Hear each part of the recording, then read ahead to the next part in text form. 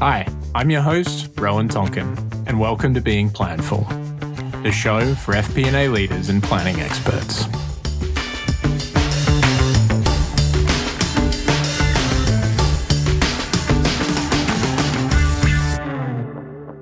Hi everyone, welcome to Being Planful. As you know, my name's Rowan Tonkin. I'm the CMO here at Planful, and I'm fantastically pleased to introduce you today to Ian Schnoor. Ian is the president and founder at the Marquee Group and also the executive director of the Financial Modeling Institute. Ian, welcome to the show. Thank you, Rowan. Really thrilled to be here. Thanks for having me. So firstly, let's get a bit of an understanding of what is the Financial Modeling Institute and why does it exist? Well, that's an excellent question. It exists because financial modeling has become a skill set of increasing importance. It has become more and more important over the years, and as a result, a bunch of us globally felt the need to build this. And what it actually is an accreditation organization. Think of it like CPA or CMA, an accounting accreditation body, or ACCA globally. We have a big partnership with ACCA. We are offering the world's first ever rigorous, challenging financial modeling exam so people can prove that they actually have exceptional financial modeling skills. So obviously that's important when we're talking about the world of financial planning analysis, which many of the listeners and the viewers of this show are in the space of FP&A. And, you know, they want to be able to say, you know, hey, I have a special set of skills that helps me get paid more, but also it helps them drive better business outcomes and become a better business partner to their kind of constituents. Talk about like some of the parts of the certifications or just parts of the process that actually help them move the needle in their day-to-day job and why that's important. Well, sure.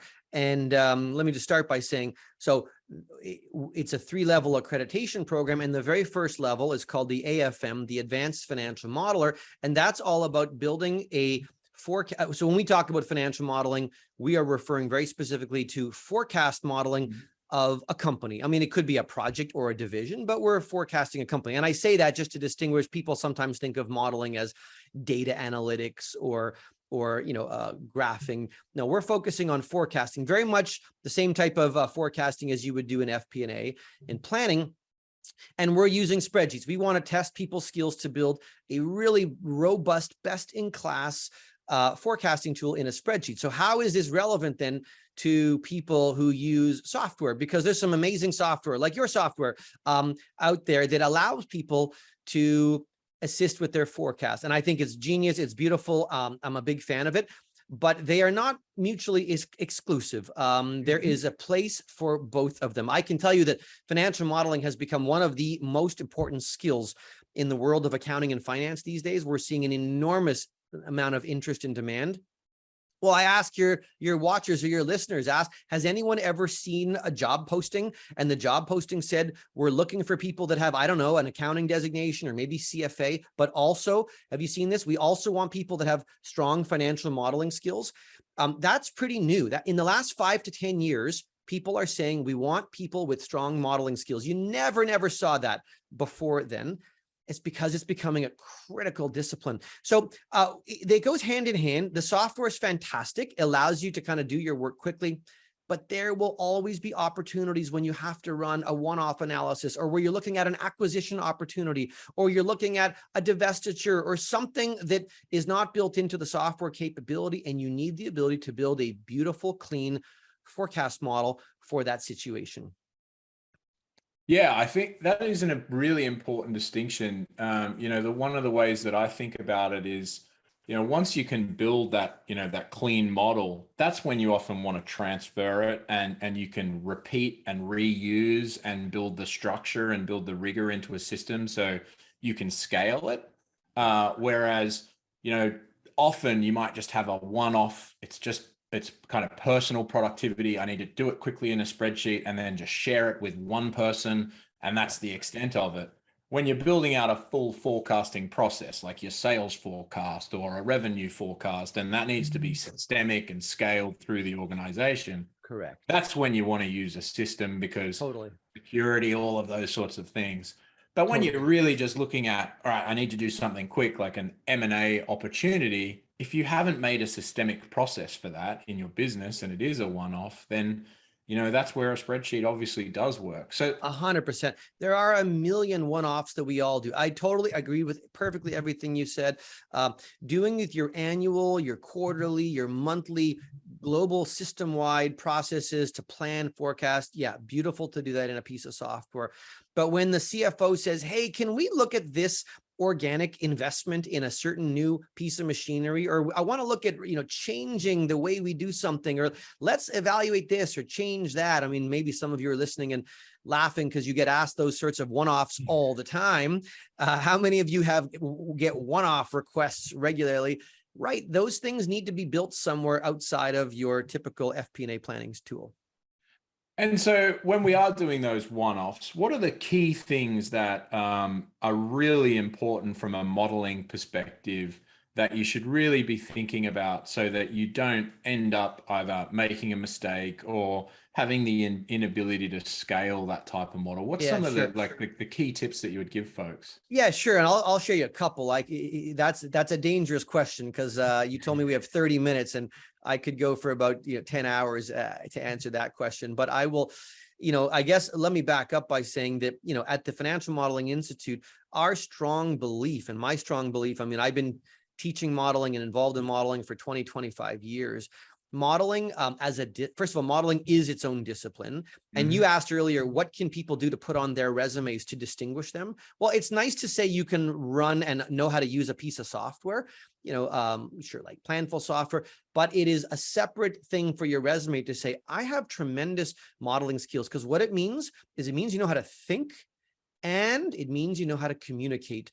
I actually tell people, whenever people think of modeling, they think of being in a dark room in their basement, like beside a boiler, working on a spreadsheet, all hours of the day. That is the last thing I want people to think of. I ask people to sometimes guess what I think the most important skill set is to have, or when you are building models. Modeling is very multidisciplinary. So yes, you need to have good accounting skills and good finance skills and good Excel skills, spreadsheet skills, and good design. But perhaps the most important is thinking about how to communicate and how to tell a story. Because if your spreadsheet doesn't make sense and no one understands it, you're not going to be able to make a decision. You're going to need to make a critical decision on the back of that tool that you've built. And if people don't understand it, they won't have the confidence to use it. So, I mean, there are dozens of tips that I share with people, and this is what we teach people through the Financial Modeling Institute and then test them on our exams, is can you build a beautiful, best-in-class model to make an optimal, one-off type of decision of something. Things to think about. I mean, you've asked for kind of tips. Things to think about include the orientation. I'll share words that your listeners or viewers have seen before in a spreadsheet. Is how do you structure the file? So as an example, there are two classic ways to design a model where you're forecasting something. One is using what's called a horizontal orientation, where every piece of the model lives on its own separate sheet. So I call it horizontal because you got lots and lots of sheets. How many of your listeners have ever seen a spreadsheet with 30 or 40 or 50 sheets in it, right? I'm sure you've seen that as well, right, Rowan? I had a world record a couple of years ago. We worked for a client. They brought us in to help fix a model that they were working on, or to look at it. They had built their own internal forecasting tool on, drum roll, 113 sheets. There was 113 sheets in the Excel file. Can you imagine? I don't wonder if any of your listeners. So the problem is, that's what we call a very horizontal tool. Sounds like a disaster, because what of course happens is every formula is crisscrossing and linking to sheets. It's impossible to navigate and audit. There are some benefits at times to building horizontally. Of course, the other approach is building vertically, where you have a lot of pieces on similar sheets. And our recommendation is to try to keep a lot of pieces in a model oriented vertically. just think about a set of financial statements. A set of financial statements always talk to each other. The income statement starts with revenue, ends at net income. Well, net income is the first line on a cash flow statement. So it can be like a waterfall. The cash flow statement, right, ends with ending cash. Well, the first line on a balance sheet is ending cash. So if you keep things oriented vertically, it's actually really clean and beautiful. But very often people put all their financial statements on different sheets just because they think that they just think that that's a better way. They never really thought about it. So a lot of tips like that help people create really dynamic, robust, usable, better tools. Yeah, I think one of the challenges there is people are solving for two different things. How do I want to build this, and how does someone want to experience this on the outside, right? And so, you know, you obviously see the horizontal being, oh, I can see the tabs, I know to click there. That's me designing for user experience versus me designing for myself who wants to build it in this way. So, you know, obviously there's a big skill set involved in understanding both sides of that. As the person building, how do I want to build versus how do I want to present and share this information? I feel like we should recruit you to the FMI. I mean, after this is over, you are speaking like a true modeler. No, you're absolutely right. Every good forecasting tool, every good modeling tool that you build needs to have multiple users in mind. And the way very often people build the way someone wants to see something, as opposed to the optimal architectural design. I'll give you a very simple example on that front. Well, first of all, so what we always say is a good model should have an executive summary, a one-page summary sheet, because the very first thing that the client or the user wants to see is the answer. And so let's take the summary of all the critical outputs and summarize them up front, so that the very first thing someone sees is, hey, what's the answer to this problem? Most models don't do that. So the user is left to, you know, to discover and sift through and hunt. They have to hunt for what they need. So again, people want to see something up front, but it's the last thing you should build, but we need to put it there because a user is going to want it. And so we have to think about that, keep in mind. Yeah, absolutely. And that comes back to something that you said earlier, right? Which is, why do we build the model? Well, it's to make a decision. It's to inform someone of something. That's right. And, you know, you can shortcut that process by building the summary and having the decision, or at least a recommendation in there, and also showing the assumptions that you might have gone through. And often that can be driver based, right? Oh my! I swear we have to talk offline after. But yeah, I can tell you when we talk about modeling flow, model flow is critical, because model flow reflects communication theory and how people think and how people want to absorb data. So as an example, if I was going to build a financial model for, let's say, Planful for your company, it might end up being in Excel. It might end up being a long model. It might end up being 20 or 30 or 40 pages on, think of it on paper. I'm going to be forecasting revenues and costs and income tax and working capital and all your, so that might take a while. But when I think about, let's say you're the CEO, I'm presenting to a senior executive, let's think about what they want. What they want to know, first off, I promise you, is they want to know, what's the answer? I've asked you to build the model for a certain reason, right?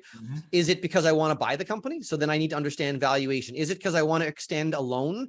Then I have to understand credit ratios and cash flows and risk. Why are we building the model? Let's answer that. So the very first thing you want to show the reader is the executive summary. That lets them say, I can see the answer. But then, as you said, the next thing every human wants to know after is, as soon as they absorb the answer, they will always say, great, how did you get there? What decisions did you make to get there? What did you assume about inflation? What did you assume about interest rates? What did you assume about our sales volumes? And most of the time, those data points are scattered in 5,000 places throughout the spreadsheet. That's not helpful. So we strongly encourage people to have a really well-designed assumption section up front. So that becomes its own tab, the second tab, and you list very nicely and cleanly all the inputs, because the reader wants to know, what's the answer and how did you get there? And I'll tell you a secret.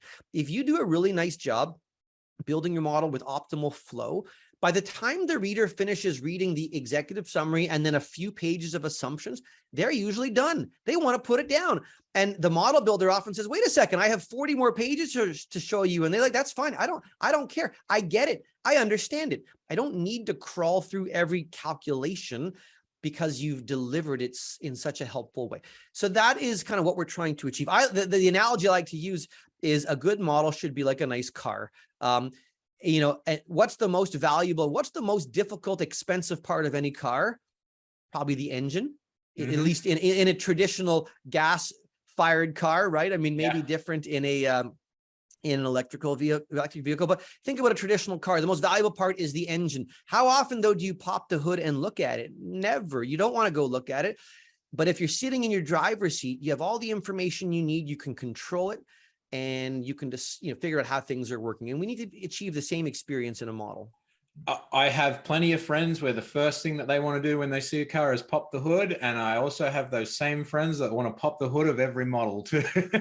But let me ask you, even the friends, this is a great analogy, even the friends of yours that are capable of popping the hood and understand what's going on, tell me though, would they be frustrated if they had to pop the hood every time they had to drive the car because something was wrong? If every time they went for a drive, they had to slide underneath, pop the hood, fix something, they'd probably get frustrated pretty quickly. 100%. They want to look at it for its beauty and admire it and know how powerful it is. Right. But they don't really want to be tinkering with it, changing it, finding faults in it. That's exactly the same as a model. Most people like me want to jump into a car or a model and not have to worry about the engine. But those who can appreciate the beauty of it might like to be able to crawl through and say, this is awesome, but I don't want to have to go there to fix it every time I drive the car. I can look at something if I need to, but don't make me have to change, a hose or, something, a belt every single time I have to drive the car, because then I'm just going to get annoyed. Could not agree more there with you, Ian. So let's talk about something that, when we are, if you are car inclined, right, you generally know the places to look for faults in the car, right? It's, start a motor, it's check the oil, or it's a drivetrain type of issue. Where are the common faults in most models? Well, you've asked an excellent question, and I see there's two. I actually see your question is sort of a two-stage. In a good car, a good car has been built and designed for me, someone who's not particularly comfortable. I can pop the hood to fill up the windshield wiper fluid, but and to maybe check how my oil's doing, but don't ask me to do a whole lot more than that. But you know what? If I'm in my driver's seat, I know that the oil is low, right? Because I get a warning light, and I would know if my car is overheating because there's a gauge. And a good model, first of all, should tell me the same thing. So in a good model, when someone builds the assumption page, think of that like the dashboard in your car. That's where you can play with all the controls, the velocity, how quickly it's going, all the assumptions. But it's also nice to know some red flags. Hey, shoot, you're tripping a debt covenant in year 3, or your balance sheet is out of balance, or something else doesn't make sense, and we can get a light, and then I can say, let's go figure out why that's happening, and dissect it. So the first part of your question is, how do you know? Yeah. And I want to know that there's a problem in my model the same way I would know if I was driving my car. I don't want to be driving on the highway and then the car just stops and I had no advance notice. I kind of want to know something's going wrong. Same thing with the model. But but the second part of your question, I think, was, what are the common things that will go wrong? In a car, of course, right? If you let the oil go too low, the engine starts to burn up. If the windshield wiper fluid runs out, then in a rainstorm, you can't, mud storm, you can't clear the windows very well. What are the things that go wrong? Well, typically it comes down to ineffective, inaccurate, problematic formulas. And I can tell you, one of the biggest challenges we see in models is huge, long, nested, multi-linked formulas. Have you ever seen a formula in a spreadsheet that linked to 6 different sheets at the same time? I've built them myself. No, you haven't built them yourself. You don't have to admit that on the podcast.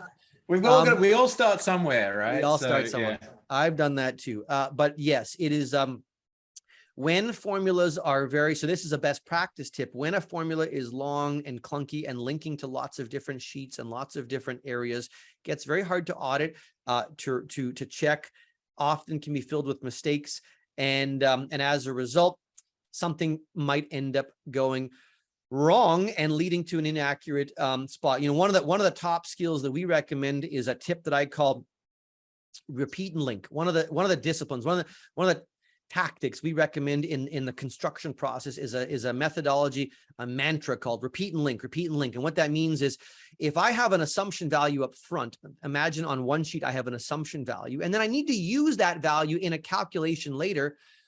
Don't build a big formula that links to one sheet and links to another spot. Rather, what you should first do is repeat each of the elements you need in 3 or 4 rows so that they are simple links, labeled, linked to a specific spot. And then the very end of that little stack will be a tiny calculation that only picks up the values right on top of it. So anyone who edits that can see exactly what's happening. And so there's no challenges of understanding or auditing what someone has done.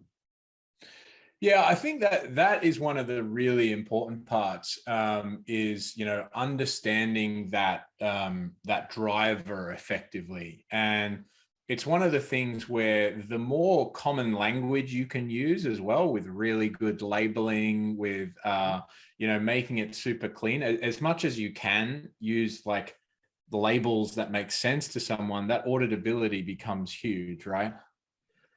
100%. And again, this comes back to what we talked about earlier. And for those listeners or those watchers who are aspiring, to climb the ranks and to, elevate in their careers, to move up from, say, managers to senior directors of finance, or CFOs one day.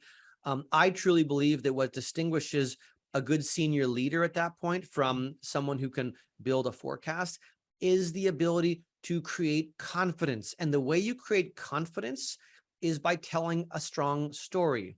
And the way you tell a strong story is by having a powerful tool behind you that can tell the story with you. So having a tool that you can get in front of a group, by the way, when someone's presenting something and they're not completely confident with it. If they're nervous, they're like, oh, I think this is, as soon as people start hemming and hawing and using weird body language and they say, well, I think this is, the confidence is out the window. When you show up with something that's clean and beautiful and this is what we did. Here's the answer. This was our thought process. This was all the assumptions and thinking. Here's all the calculations. Look at this beautiful engine I have. Don't you like that engine? The answer is X. What do you think? Should we move forward? Yeah. Everyone says this makes sense. Great. We'll follow your lead. And that's the type of confidence and presentation and clarity that allows an organization to want to move people into the next level in any organization. So totally. So, knowing you talked before, about the audience, they've all had this, I need this tomorrow, right? Or I need this in 24 hours. And that symptom there of not being confident is caused by not having enough time, right? Often, or, I've built this quickly. I don't feel confident in my own assumptions, or I haven't built this in a way where I feel like I've put it through rigorous testing. Talk about how you can leverage, the concepts from the Financial Modeling Institute and some of the certifications, because I'm sure there's a process, and I don't know this, which is, well, if we slow down, we can speed up later, right? That's exactly it. That's exactly it. I mean, listen, if you were a scratch golf, if you were an excellent golfer and had a great handicap and you were tremendous and you had not golfed in a year and I asked you to go, you're still gonna play a strong round of golf. If you had to go to a client event and play a round of golf, you could still pick up your clubs and go to the golf course and feel very comfortable in your game. Because why? Because you've got that skill. You could go to any golf course in the world. You could use any clubs. You don't need your own clubs. You've practiced, you've honed the discipline and the skill. So when you need to do it, you understand what you're doing. Modeling is exactly the same thing. And I often use an analogy around like sport around modeling. It's a lot of repetitions. And once you understand the discipline, around design, simplicity, layout, presentation, you can take any problem that's thrown your way. Your boss could say, listen, Your boss might say, I just found out that we need to present something to the CEO tomorrow afternoon on an opportunity. Can you throw something together tonight? Great. If you asked me to do that, it would be, I might need to be up until 10, 11 o'clock at night. But I could say, all right, I'm going to fall back on all the experience and discipline I have around understanding structure, design, layout, presentation, and I could quickly put something together that people would say, did you actually do that last night? How did you throw that together so quickly? It looks amazing. That just comes from practice. That just comes from experience. And understanding the concepts and the discipline. And once you got, it's like riding a bike. Once you got that skill, you don't forget, you get back to it. Yeah. So what, I like the golf analogy. I wish my golf game was at a scratch level, because I can turn up one day and it's going left and the next day it's going right. So what's your handicap? Do you have a handicap? I do. It's 12. Yeah. That's fantastic. Okay. That's fantastic. That means you can show up at any golf course any day of the week. And if you have a terrible day, you're still going to shoot a 90 and you're still going to be pretty happy. To me, that's like, that might be my front nine score, right? Like you have nothing to worry about.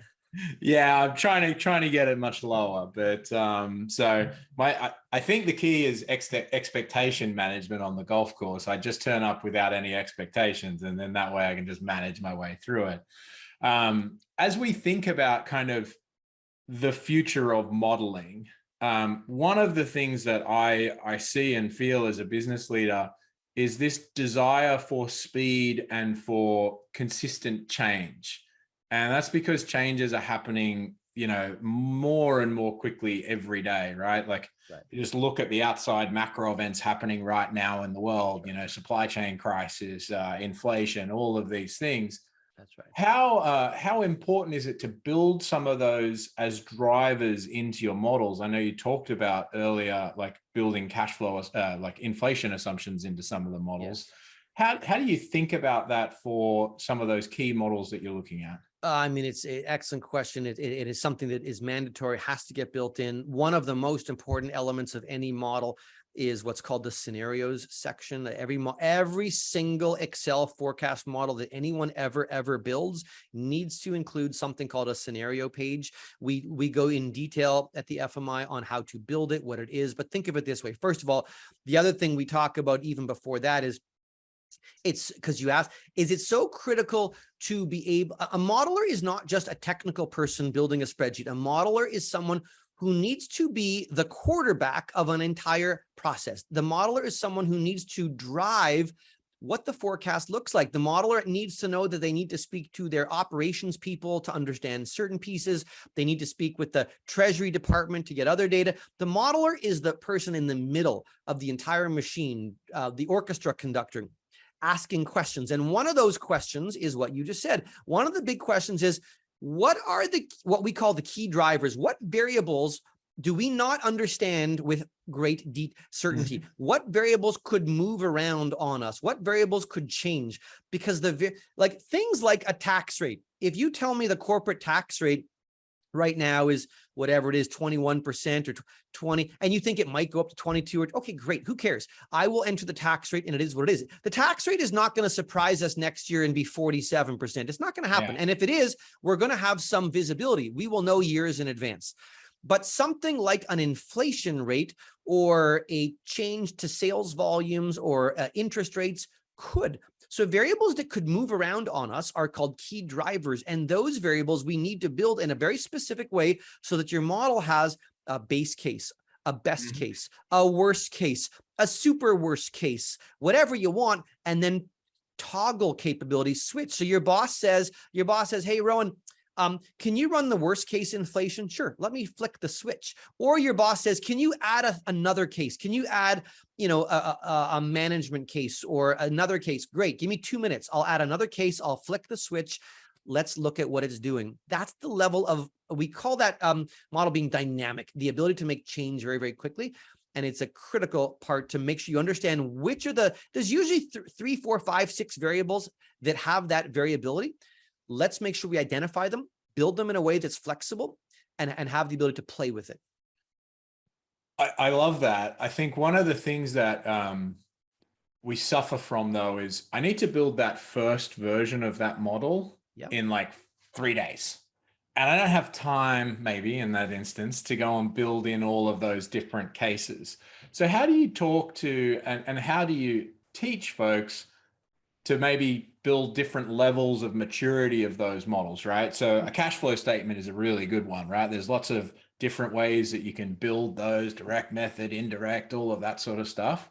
And you might want to start with a kind of, all right, I need to get this done quickly and let me mature this over time. 100%. First of all, models evolve. I've never, ever met a model that did not evolve. Models constantly evolve, which is why they have to be very dynamic, meaning you have to be able to scale. They've got to be scalable. You've got to build it. That comes down to the design process. Building, what I mentioned is one of the, you asked earlier, one of the number one flaws in models is poor design. And this is why, I love modeling, because it's very multidisciplinary. When you want to build a model, you need to be like an architect, right? If you wanted to buy a piece of land somewhere in California and put up, a new house for yourself, who's the first call you would, you'd get your permits, etc. But once you had your permits to start doing something, who's the first call? You'd call your architect or a designer. You're not going to pick up a bunch of your golf buddies, go to Home Depot and start building something on your own, because then you would discover, shoot, we forgot to build in this capability, or we didn't design this. Like, now we can't make change later. Whereas a good architect, a good designer is going to say, listen, build it. If you don't even have enough money, build it this way for now, but I'm going to build it in a way that allows you to add another floor one day, or allows you to go back and extend. And or I'm going to allow you to put a second kitchen in the basement. We'll put the electrical in such a way that if you want a second kitchen, it's already wired up for that. That takes foresight and planning, and modeling is very, very similar. If I have to deliver something, put it this way, if I have to deliver something, if the CEO calls me today and says, Ian, I need you to deliver something tomorrow, I'll say, great, I can do that. But let's be very clear. I can't deliver you a 5,000 line model tomorrow. So what can I get you tomorrow? Let's make sure we set expectations. I'm going to look at some assumptions. I'm going to look at this and that. I can crank something out, and it will be moderate. It'll give us a high level view, and then we can dive deeper. But I will tell you, one of the critical elements that's always needed, even at that very first stage, is a scenarios page. It's so fast. It literally takes 5 minutes, but it's so fast because at that first meeting, someone will say, well, what if inflation goes up or higher or lower? Great, let me switch. It literally takes 5 minutes or 10, 15 minutes, not a long time, to build in multiple cases on how do you get the numbers. Now, you might not have the numbers. You might say, I don't know what the best or worst case should be yet. That's okay. But build in the capability. And yet, but you're 100% right. It needs to be scalable, that you can add on down the road. Ian, this has been fantastic, and we did say in the pre-show that we could probably talk about this for hours. So this might be something that we come back to, because I do think that we literally could go for hours. Firstly, it's been fun. If you want to talk about I got tips that could go on for days. If your viewers find it helpful. Yeah, I think we should. And so firstly, I want to say thank you very much for joining me here today. And how can viewers and listeners get in touch to go and get themselves certified or learn about the certifications? Yeah, fantastic. Well, thanks. So first of all, thank you for having me on. It's been a ton of fun. And I always love being on podcasts where the host knows more about modeling than I do. So that is great. And you certainly have, well, at least on par. I use that word on purpose. Maybe we'll have to go golfing. You can show me a little bit to improve that part of my experience. How can people find me? First of all, it's easy to follow me on LinkedIn. It's Ian, IAN, and then Schnoor, SCHN, like Norman, OOR, if you're just listening. You can find me on LinkedIn. And once you see me on LinkedIn, you can see the Financial Modeling Institute. You can also go to our website, fminstitute.com. Again, fminstitute.com. And we've got some really exciting things happening. And then you can look around. You can reach out to me, reach out to my partners, my colleagues. We try to be very accessible and see if that's something you want to kind of explore. We've got lots of options to help you improve your modeling skills and capabilities, because it's a really important skill set. So thank you, Rowan, for having me on. It's been a real fun and pleasure to be here. Yeah, awesome. Thanks, Ian. Well, ladies and gentlemen, Ian Schnoor, the FMI. Cheers, guys. Make sure you hit subscribe on Apple Podcasts, Google Play, Spotify, or wherever you get your podcast so you don't miss an episode. Thanks for stopping by.